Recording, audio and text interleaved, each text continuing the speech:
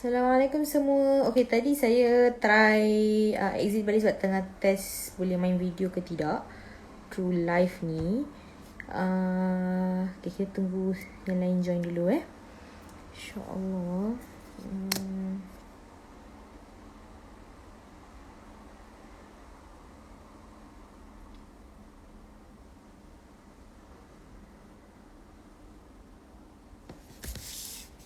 Okay.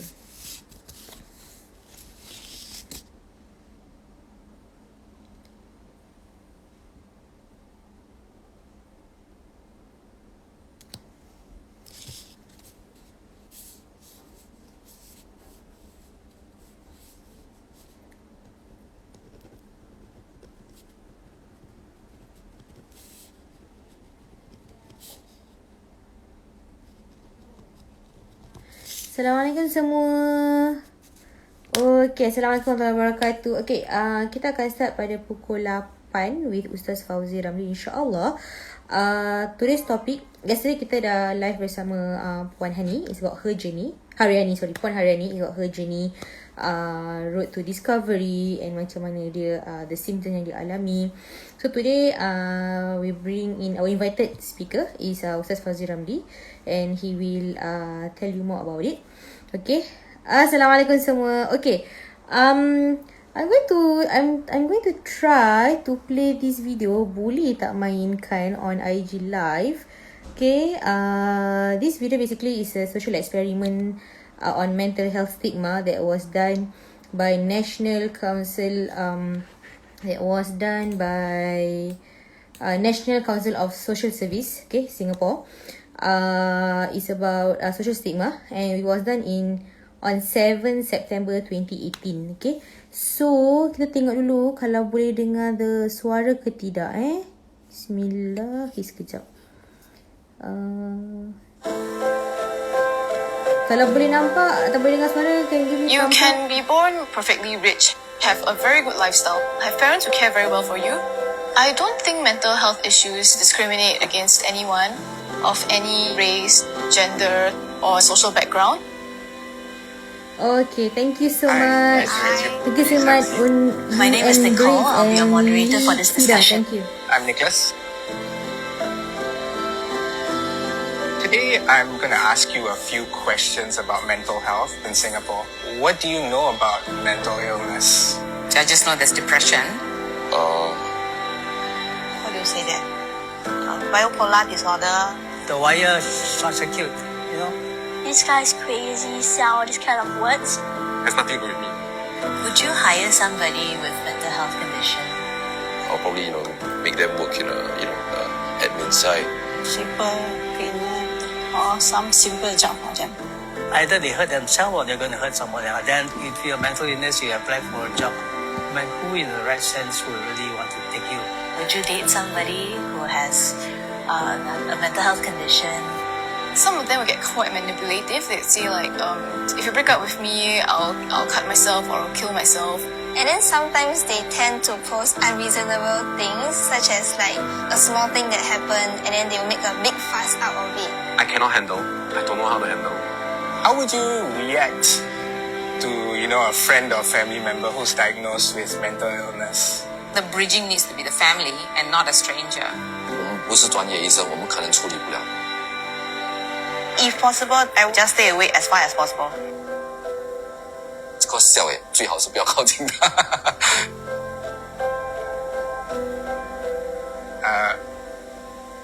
I didn't introduce myself fully. I suffer from clinical depression. I was clinically diagnosed with depression. I'm living in recovery. And I overcame it. I wrote a letter that I would like you to read out to me aloud.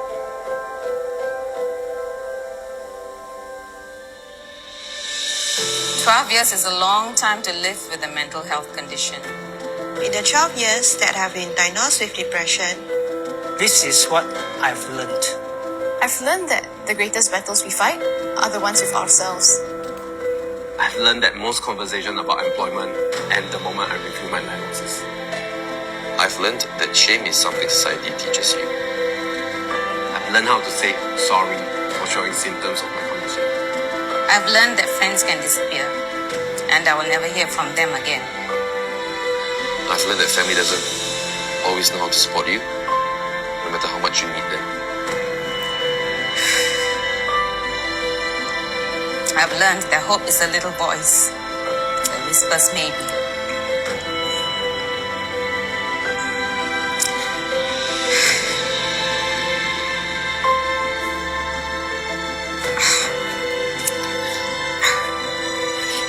I've learned that recovery is a process. I've learned that one small crack doesn't mean I'm broken. I've learned that I have an illness, but this illness is not my identity.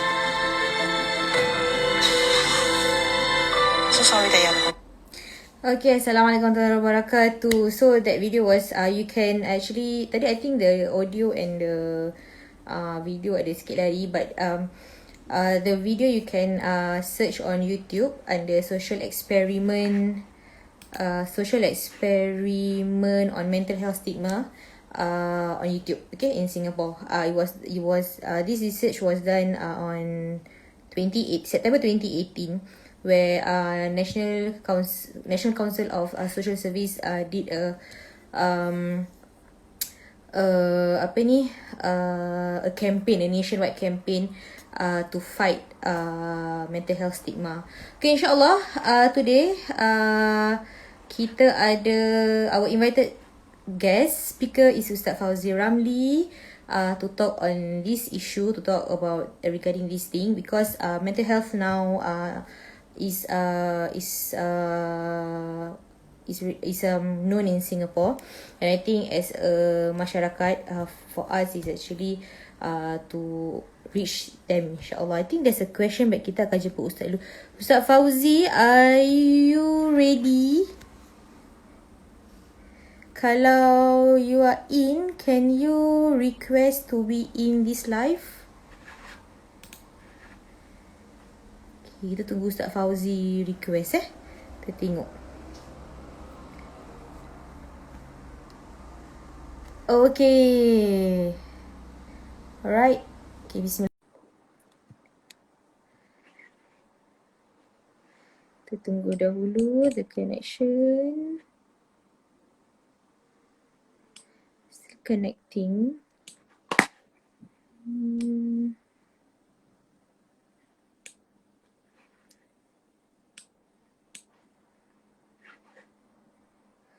Ustaz Fauzi.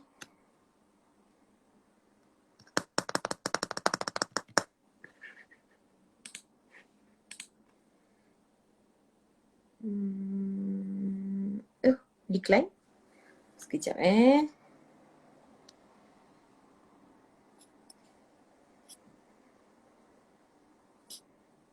Ustaz Fauzi, can you request lagi sekali tak? Kita cuba lagi.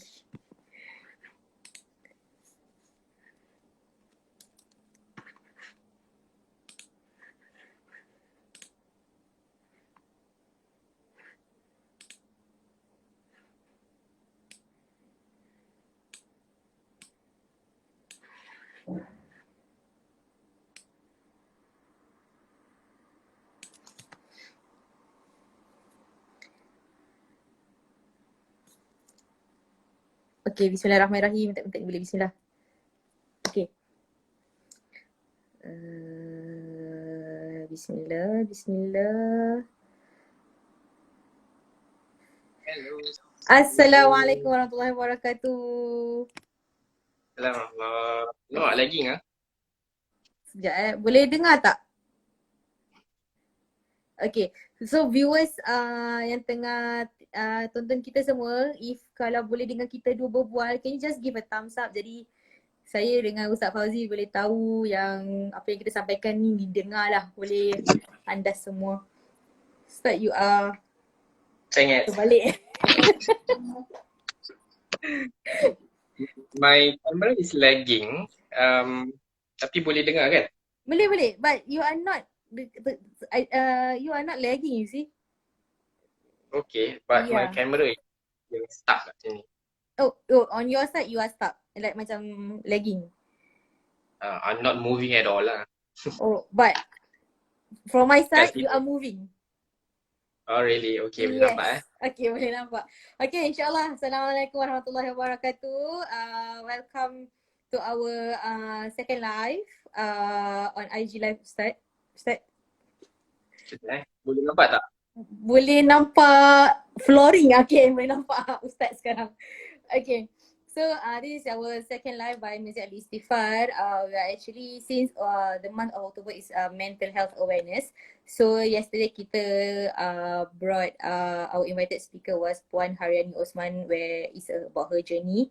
So now for today, insyaAllah we bring Ustaz Fauzi Ramli to give more pencerahan ataupun explanation about mental health stigma and what is mental health, the difference between mental health and mental illness, and panjang lah, insyaAllah.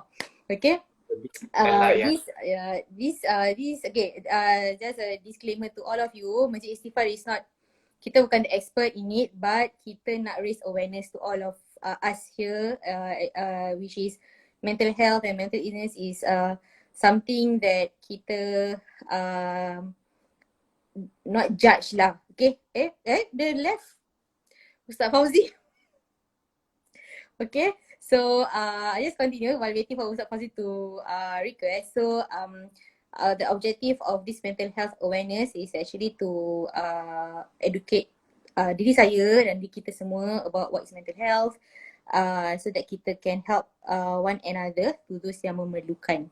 Okay, kita tunggu sebentar Ustaz Fauzi. Okay Ustaz. Ya, boleh nampak tak? Boleh. Tadi saya berbual seorang tu. Macam Ustaz tak macam Kenapa disconnected? Okay, tak apa. Okay Ustaz, before we proceed tadi kan, apa ni, can you introduce yourself sedikit? What you do? Yes. Macam kalau kat poster orang nampak you're counselor. So maybe you can tell a little about yourself. Bismillahirrahmanirrahim. Assalamualaikum. Alhamdulillah wassalatu wassalamu ala Rasulillah wa ala alihi wa sahbihi wa man wala. Qala rabbi shrah li sadri wa yassir li amri wahlul 'uqdatam min lisani yafqahu qawli. Apa khabar semua? Saya kenalkan diri, nama saya Muhammad Fauzi bin Ramli. Graduate daripada Madrasah Al-Junaid, lepas tu sambung belajar di Malaysia sama macam Ustazah Zahra. Saya ada dalam ada sijil dalam diploma tahfiz wal qiraat, so hafal Quran insya-Allah. Alhamdulillah. Dan juga kemudian bermula pekerjaan sebagai youth worker di salah sebuah masjid di Timur Laut. Dan kemudian berpindah sebagai kaunselor. Okay. Pekerjaan saya ataupun sebagai kaunselor ni more to mental health issue ataupun mental health related.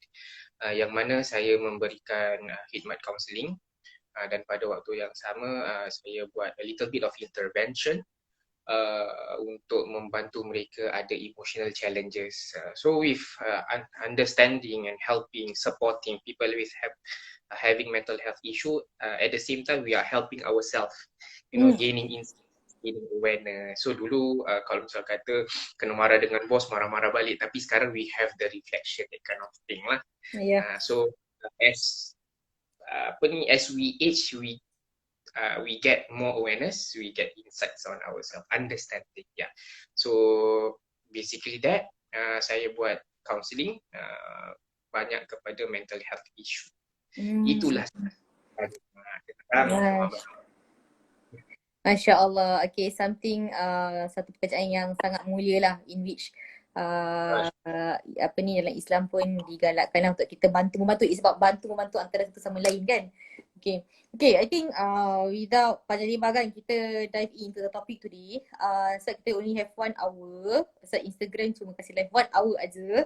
Okay, we try to stick to that. So along the way, for our viewers, if you have any questions, you can just comment and then saya akan bacakan along the way nanti insyaAllah.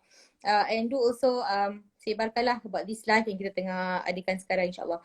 Okay, mental health stigma is something yang because I read up ada keluar in 2018 and CSS ada buat social experiment, and then in 12 May 2020 CNA keluarkan about NCSS ada buat fight apa nationwide fight against mental stigma.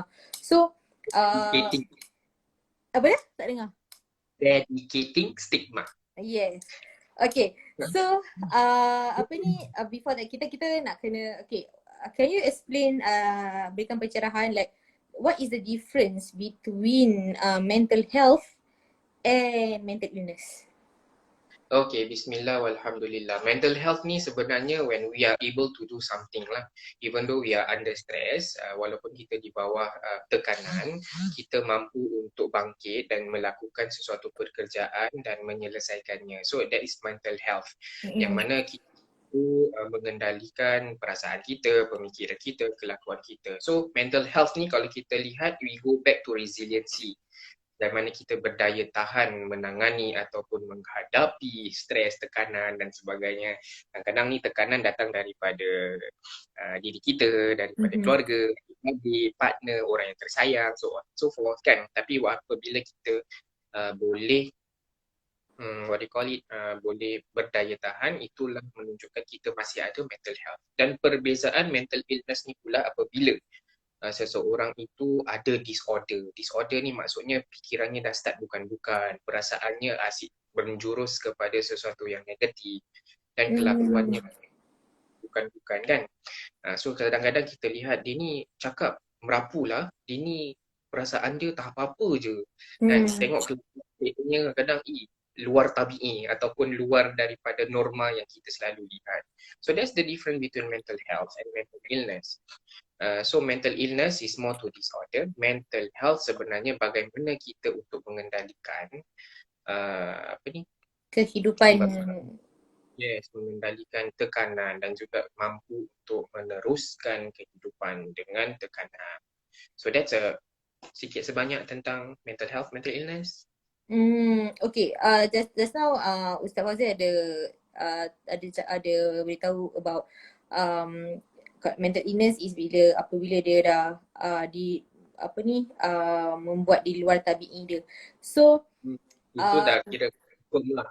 To confirm. Okay. So as let's say as a example lah, as a friend ataupun as a family members, what can they like detect ataupun macam dia macam mereka tak tahu yang he has this condition ataupun dia tak nak bilang, dia just keep it to himself or herself until one day dia memang mungkin dia tak boleh nak simpan. Ustaz Fauzi? Ustaz Fauzi? Okay. So what can orang sekeliling dia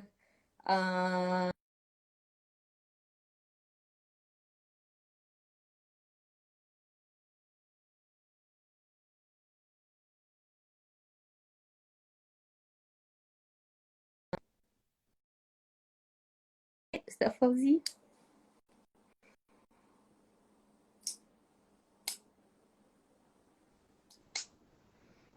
Okay, tak apa. Kita tunggu sebentar.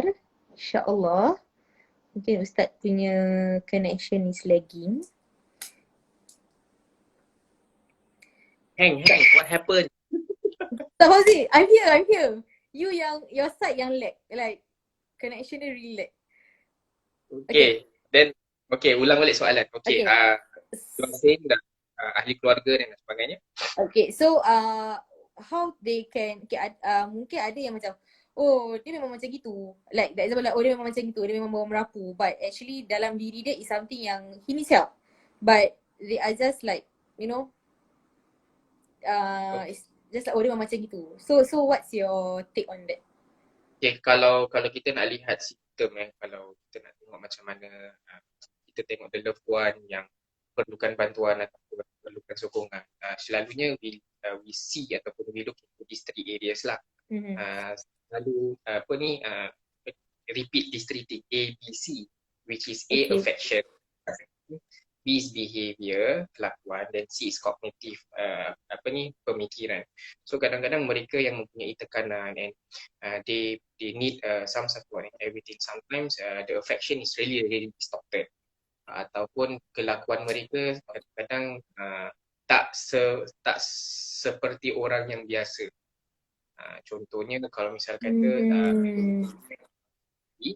Ada satu klien saya ni pukul 3 pagi dia berus kasut. Sebagai contoh, kata kasut ni kena penting lah, that kind of thing. Bila kita tengok macam tak masuk akal kan, besok pagi boleh bikin kind of thing. Ataupun the way they feel always about PT dan sebagainya. So this three thing actually a symptom ataupun kira heads up untuk kita lihatlah sama ada mereka ni perlukan bantuan atau tidak.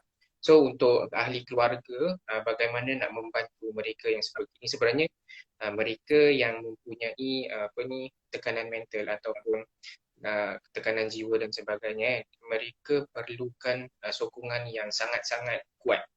Okay, so bagaimana nak menyokong? Yang pertama, unconditional positive regard. Number one is unconditional positive regard ni maksudnya kita menerima seseorang tu sebagai manusia. Bukan kita lihat PL-nya, bukan kita lihat kelakuannya, bukan kita lihat apa yang cakapnya. We accept them as human. Sebenarnya ia kembali kepada sunnah Rasul sallallahu alaihi wasallam kan, apabila Rasul terima seseorang tu bagaimana macam mana baginda bertutur kalau dengan budak kecil. He use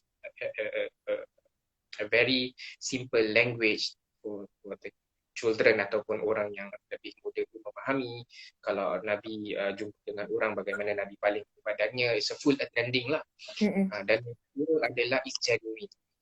Genuine ni maksudnya congruence. Congruence ni apa yang kita cakap dengan apa yang kita rasa ni seiring.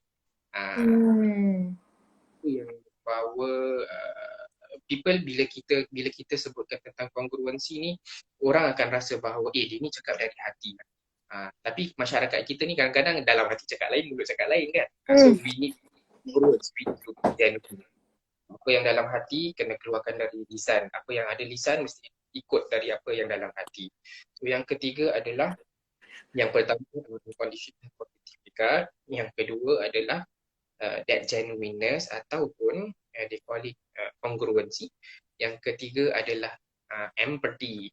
Kenapa saya sebut macam ini? Sebab saya punya lecturer daripada India. So dia emphasize on empathy very much. Empathy membawa kita memahami mereka dari worldview mereka, bukan daripada worldview kita. Kadang-kadang yang diorang cakap, kita dah ada jawapan. Kau nak kena gini, nak kena gitu, kau kurang iman, that kind of thing, right? So empathy ni sebenarnya memahami dari sudut pandangan mereka, dari worldview, from their worldview, so we can support them better, so on and so forth. Yeah, so that's about general. Sebab ada satu jangan tak panjang-panjang sangat. Okay. Ada soalan. Okay, if let's say you all ada soalan, you can just type in the comment. Okay, that comes to the next question, which is sekejap ya Ustaz Allah.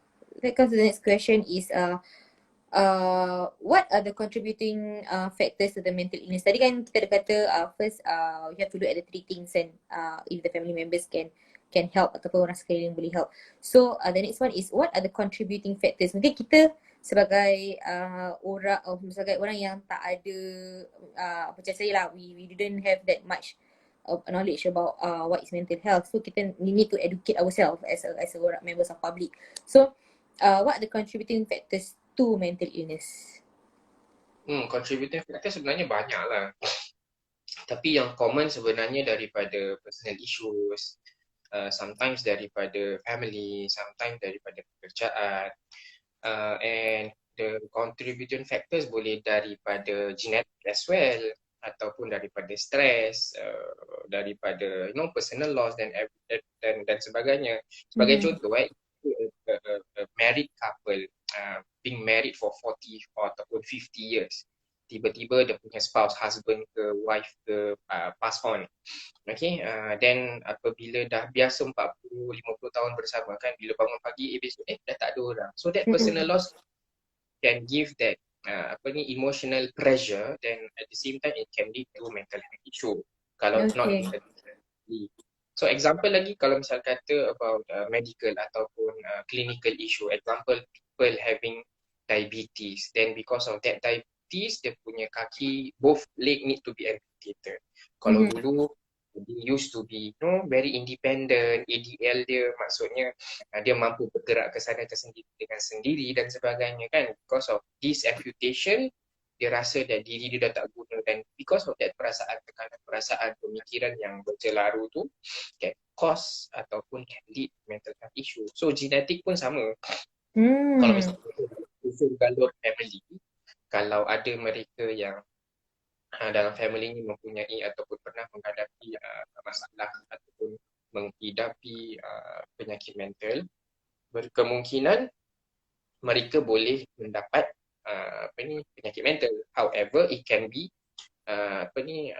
boleh dijauhkan apabila seseorang itu mengamalkan healthy lifestyle, a very good hygiene of the sleep, so on and so forth. Itu di antara contributing factors to mental health issue. Kadang-kadang kerja, kadang-kadang diri sendiri, kadang-kadang family, kadang-kadang spouse, kadang-kadang maaf cakap, kadang-kadang ibu ayah dan sebagainya kan. But it depends on the individual as well, berkenaan tentang how they cope ataupun the coping mechanism ataupun the coping skill, bagaimana mereka mengendalikan tekanan. So that that is actually relate back to your mental health lah. Jadi macam mana you mengendalikan all the Ustaz cakap balik Ustaz, mental health, mental resilience. Mental health, mental resilience. Okay. Alright. So which is actually is very important lah. Means situation, keadaan mereka sangat penting lah. Peranan-peranan ni semua is plays a very I would say a vital role in seseorang itu menjaga dia punya kesihatan dia, minda dia dan sebagainya. Okay, so so kita ada 1 hour je kan. Okay, so the next question is in Singapore. Kita say we are in Singapore, so we put in context of we are in Singapore.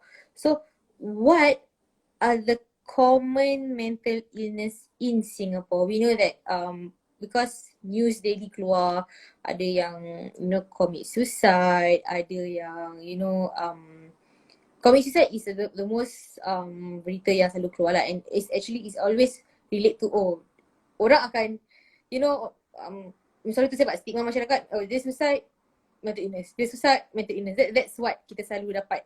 So maybe you can share with us what are the common mental illness in Singapore? Okay, common mental illness yang selalulah kebiasaan yang kita dengar ni, yang pertama seperti depression. Depression tu apa? Kebiasaannya dia ada simptom merasa sedih berpanjangan. Kebiasaannya lebih 2 minggu. Tapi kalau 1 hari, 2 hari, 3 hari sedih, lepas tu hari keempat kita Takashimaya, pergi LV dan sebagainya, itu bukan depression lah. Itu kesedihan sementara saja. Itu kira kesedihan fana, bukan funny. Okay. Okay, dan seterusnya yang pertama yang biasa kita dengar depression, dan yang kedua anxiety. Anxiety yang adalah keresahan. Keresahan ni kalau saya nak buat contoh secara layman term, dia macam duduk dekat rocking chair tapi dia tak bergerak mana-mana. Dia bergerak tapi masih kat tempat situ. So keresahan ni anticipating future, yang sesuatu perkara yang belum berlaku tapi pada dia dah berlaku. So that's anxiety. General one lah.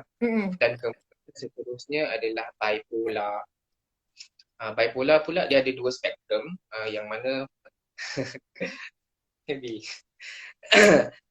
yang mana dia ada 2 spektrum, satu mania, lagi satu is depressed. So kalau misal kata seseorang tu kalau dia depressed saja.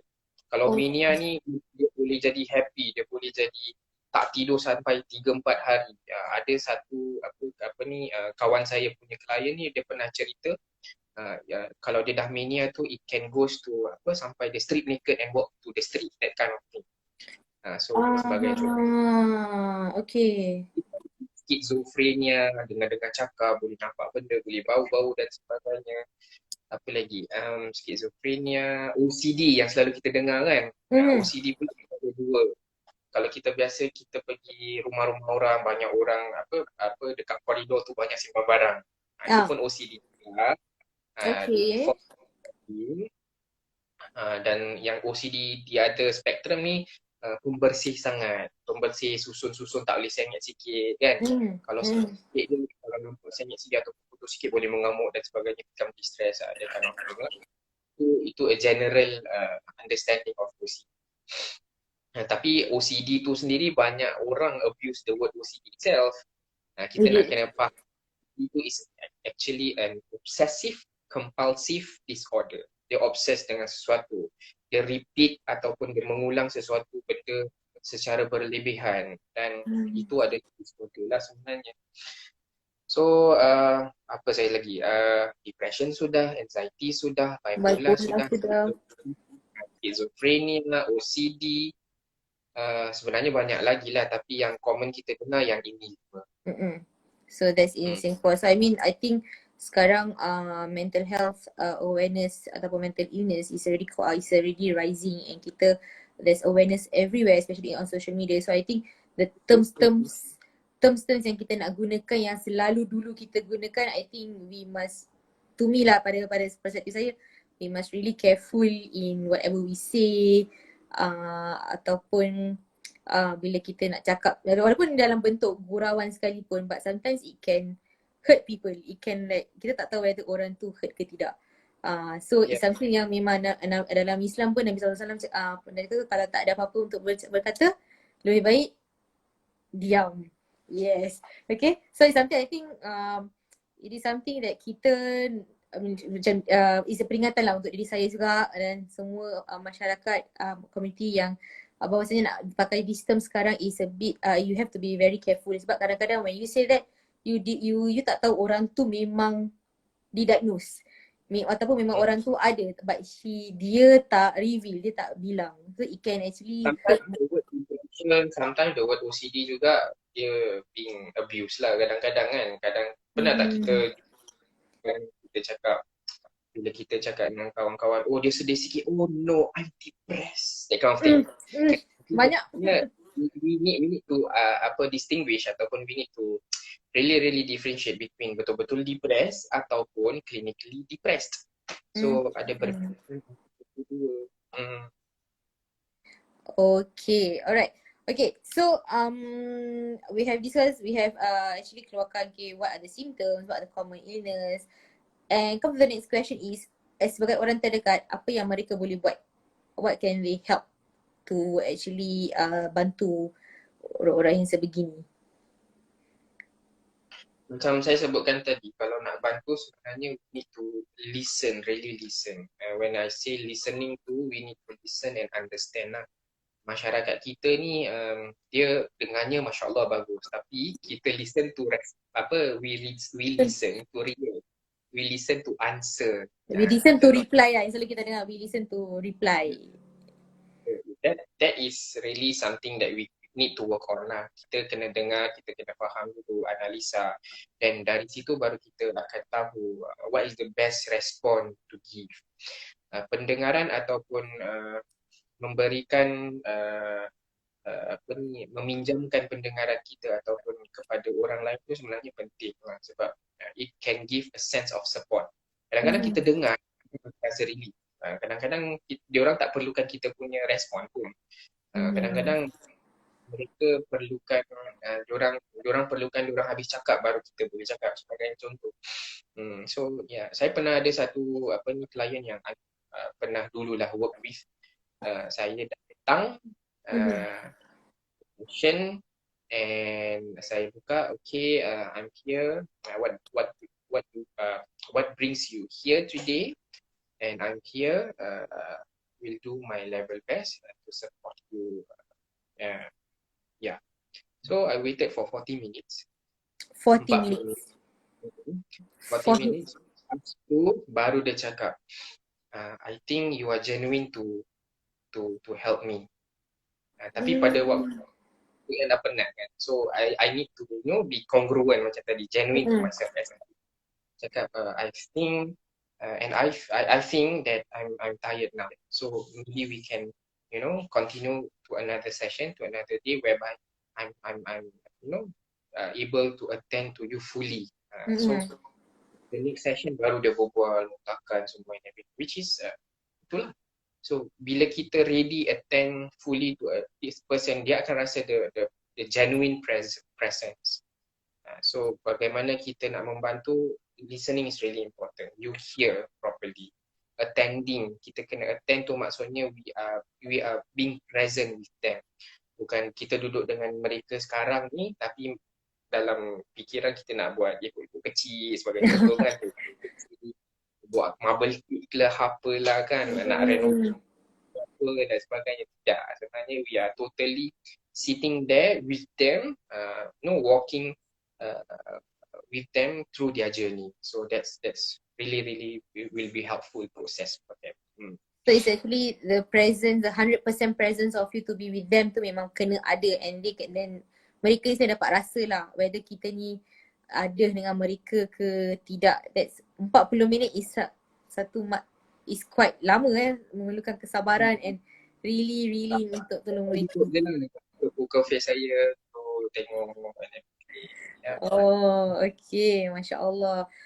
Okay, now kita moving to kita ada lagi 30 minit je. Okay, so kita we have another 30 minutes. Ustaz Fauzi? Okay, so we have another 30 minutes. Okay, this question is going to be kalau Ustaz dapat terangkan, okay, it's about elements of spiritual and also your mental health, mental well-being, mental illness.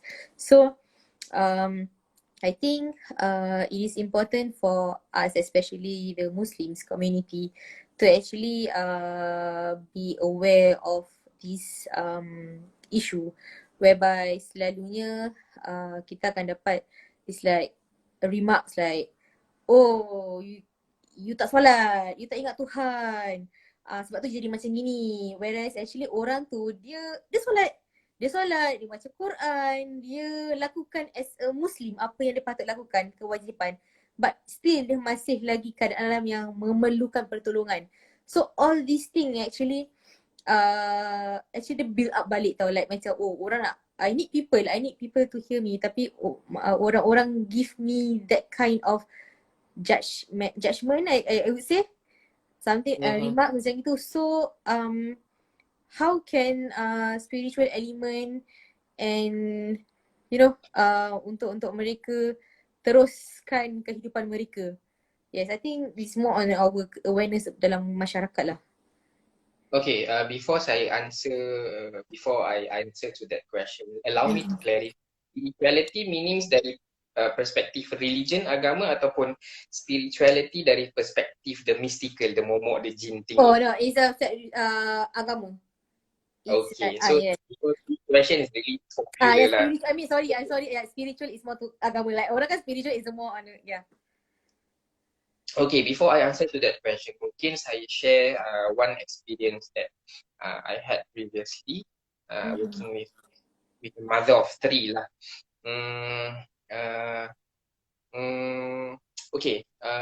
Dia hafal Al-Quran 30 juzuk macam air, tebuk je mana-mana, confirm dapat.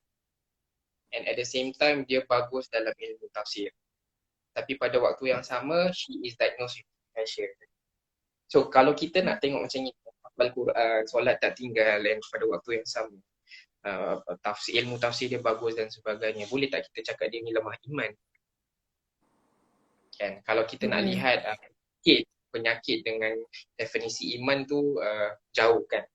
Definisi iman 3, betul tak? Tasdiq bil qalb, al-iqrar bil lisan, wal amal bil jawari, which means kita kena sabit dalam hati, kena sebutkan dengan lidah, kena lakukan beramal punya tubuh badan.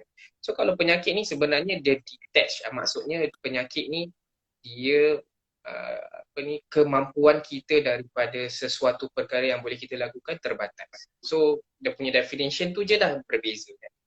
So kalau pandangan pendapat saya, orang cakap orang sakit mental ni disebabkan lemah iman, tidak. Tetapi religion can become a healing process to a person. Okay, religion can be a healing process to a person. Hatta kalau if I'm not mistaken, saya pernah baca satu artikel tu, spiritual element ni sebenarnya diiktiraf di Western medical world, yang mengatakan spirituality ataupun this spiritual element ni membantu seseorang untuk recover ataupun the process of healing better. So dia boleh jadi salah satu wasilah untuk proses pemulihan. So kalau orang tanya, oh ni sakit mental sebab gini dan begini, tidak. Kalau kita nak cakap, adil tak kalau kita nak cakap, oh kau sakit kanser sebab kau lemah iman? Tak boleh kan? So tak boleh. itu penyakit, mental illness pun penyakit. Perbezaannya adalah dua saja. Perbezaannya adalah penyakit yang boleh nampak seperti darah tinggi, kita tengok darah lah kan. Kalau diabetes, kita tengok gula dalam darah dan sebagainya. Kalau kita ada penyakit mental ni, kita tengok kelakuan, pemikiran dan sebagainya. So itulah tak adil rasanya kalau kita nak sebabkan orang tu lemah iman, dia sakit mental. Kalau disebabkan lemah iman orang tu buat maksiat, tu makbul sebab itu yang disebutkan oleh ulama. So it is something yang macam saya cakap lagi we have to watch apa yang kita berkata-kata, because it is something yang it's a different thing lah. It's apa dia? It really affects on you. What you say, what you type is actually goes back ataupun reflect back with what you focuses on. So kalau misal kata you use the word that full of positivity, it will grows around you and it will make you motivated ataupun it will help you to calm down. With that spirituality, kalau misal kata what you say, what you type, what you jot down with something negative, it will grows around you. At the end of the day, it will paralyze you. So basically, it's what you focuses on. So sebab Allah pun sebutkan dalam Al-Quran kan, la in syakartum la azidannakum. So syukur tu sebenarnya reflects back to our emotion of being thankful kan. Thankful tu emotion kita relate with kita punya thinking. Kalau kita tak fokus kepada yang positif, boleh tak kita syukur? Mushma'ul lah kata. Tak masuk akal. Yeah, so maknanya kita ni as a human being ni, kita memerlukan positivity for us to actually grow, for us to actually to have a clear mind. Kita sebenarnya memerlukan satu sama lain, and actually because I read up and they say that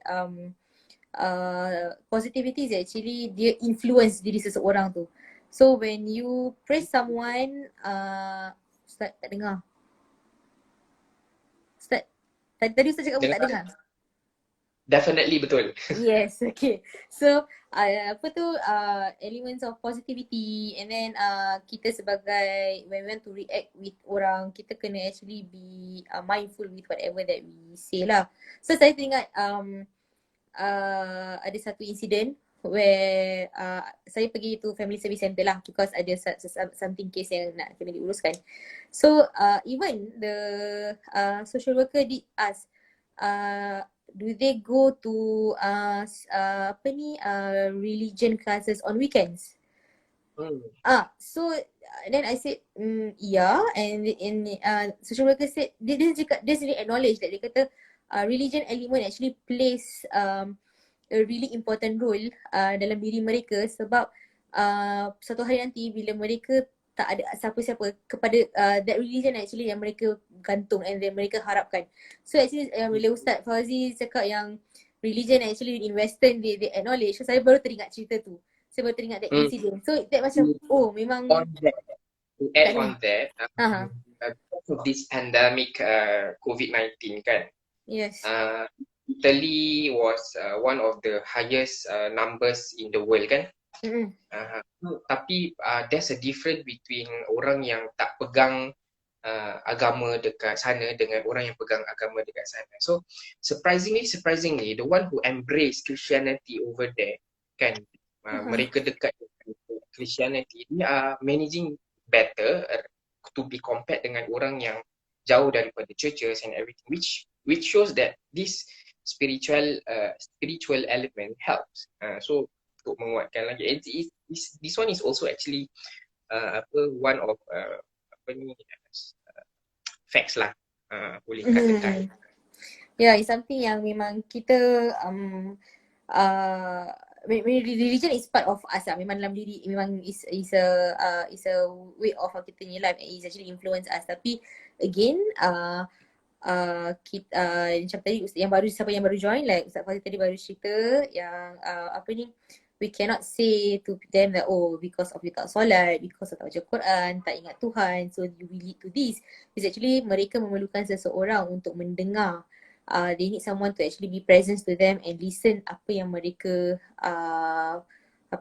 rasa, and that's what yesterday Puan Haryani pun ada share is it's not about, she said she's a good Muslim. Okay, the video can be found dekat IGTV Masjid Istighfar, kita ada save. Okay, and she said that I'm a good Muslim. Okay, I practice solat, I do solat, I baca Quran, and at times when I feel down, I feel like really keseorangan and everything, dia akan baca zikir, dan zikir yang dia amalkan. So spiritual element means bahagian agama, and also seeking help is important jugalah. Actually, when you know someone that need help, you actually go to the direct channel lah, to be with them. Yep. So okay, saya tengok time tau, saya takut Instagram keluarkan timing aja. Okay. So Ustaz, do you have any, before we end sini, do you have any advice for me, for us semua yang kat sini regarding a mental health stigma? Yeah. Okay, tips dia, you need to share, you need to reach out, and to share and to reach out, dia ada dua tips lah. Yang pertama, you need to find someone that you are trust. The second one, you're comfortable. Tapi kalau you trust tapi tak comfortable, jangan. Kalau you comfortable tapi tak trust, lagi jangan. Sebab it will lead to another snowball effect. So that's Okay, kat sini ada question daripada Abang Insurance. Dia tanya, can someone non-religious be spiritual? Very great, very good questions. Saya pernah saya pernah bekerja dengan an atheist. Okay, interesting. Okay. Dan tak percaya religion, tak percaya Tuhan and everything. But surprisingly, he's very spiritual in terms of awareness of his diri dan sebagainya. So bila saya cakap non religion be spiritual tu, it goes back to the mindfulness ataupun the mindfulness of the mind state. So orang yang atheist tu kadang-kadang dia can be spiritual as well. Spirituality, religious is different. So religion kita pegang dengan agama, then because of that it will increase our spirituality.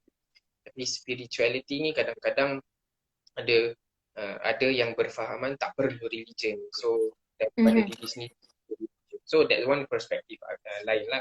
Tapi kalau dari perspektif Islam berbeza kan. So can someone non-religious be spiritual? Yes, because I've worked with a non-believer of a religion. So dia depends on the keadaan yang memerlukan. When so okay, alamak, kita nak kena end soon. Okay, so dia dah keluarkan.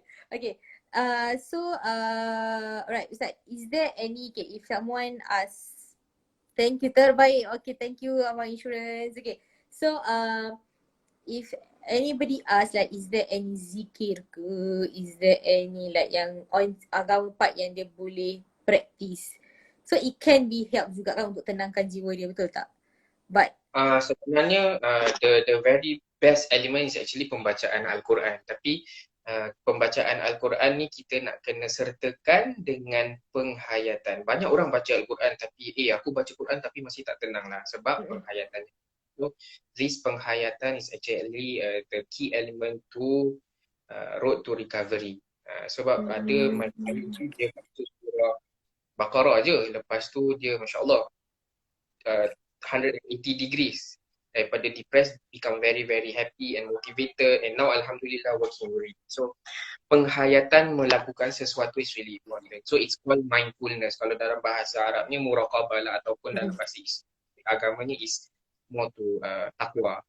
So we need to understand, aware, insightful, and understand. So pemahaman really really important. Because dari pemahaman tu, it will give empowerment to ourselves to go further and be motivated. Okay, insyaAllah. So, to those yang baru join tadi, Ustaz Fauzi add ya, pembacaan Quran tu is with penghayatan. And kalau to those yang masih tak tahu baca Quran ataupun I don't know how to read Quran, baru nak start but I am in this situation. So, what's your advice? Al-Quran banyak translation dah sekarang. So, baca di situ. Ataupun you find someone that you are really comfortable and trust, and at the same time can give you the support system ataupun the support system to you to motivate yourself, and at the same time to be a better person. Okay, mental health ini sebenarnya we need to start within ourselves lah. Then with that, the awareness, insights, understanding, so on and so forth, baru kita boleh change, and we need to have the efforts and courage to change our situation. Yeah. Which is actually leads to saya baru teringat that dalam Quran Allah disebut Allah tak akan ubah sesuatu kaum melainkan dia berubah dengan diri dia sendiri. So everything that we do is actually start from ourselves. It's all begin from dalam diri kita. Dalam hadis Qudsi pun ada sebutkan inna abdi zonni, something like that. Atau kama qala Nabi, aku bagaimana hamba-hambaku lihat aku. Kalau positif ya positif, kalau negatif ingat. Yes, itu. Okay, sebelum kita akhirkan, I think saya nak share satu doa yang every day diamalkan oleh ni bapa saya pun amalkan, dan saya amalkan, which is actually untuk mengelakkan daripada sembarang rasa susah hati. Which is saya rasa Ustaz Fauzi pun tahu doanya. Okay, which is nanti insyaAllah saya akan share on immediate istighfar on Instagram, which is Allahumma la sahla illa ma ja'altahu sahla wa anta taj'alul hazana idza syi'ta sahla, which is the translation, wahai Tuhanku, tiada kemudahan melainkan apa yang engkau jadikan mudah, dan perkara yang susah boleh engkau jadikan mudah apabila engkau menghendakinya. Which is actually bukan saya kata bila amalkan ni is 100%, but slowly it takes time, and then macam Ustaz Fazil katakan tadi, is actually it's all begin dalam diri kita. Betul tak Ustaz? Okay, any last word Ustaz sebelum kita ada lagi 1 minit dia dah keluar. Be true to yourself lah, tu satu. It's hard to do, however it still can be done, insyaAllah. Okay, insyaAllah. Okay, so sampai di situ sahaja. Alright, kita akan bertemu lagi. If you have any questions, insyaAllah boleh direct lah kepada Ustaz Fauzi. Kita akan direct again. Masjid Istighfar kita bukan experts in to solve mental health, mental illness or mental health, but kita just as a platform to mengeluarkan ataupun mengetengahkan isu mental health awareness ni. And saya lupa apa dia punya nama dia, which is actually you can find a mental health awareness stickers that you can download and then put it on in your WhatsApp. It's like dia punya, it's cute lah, dia punya stickers like, are you okay? How are you feeling today? So it's something that you want to send to your friend. It's something yang is quite nice. Nanti saya share. Saya lupa apa dia punya website dia. Yes. Okay, insyaAllah Ustaz. Dia dah bling-bling dah. Okay, semoga segala Waalaikumsalam.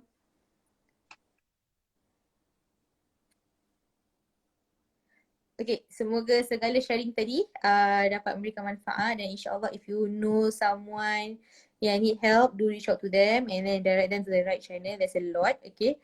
So insyaAllah sehingga kita bertemu kembali lagi. Assalamualaikum warahmatullahi wabarakatuh.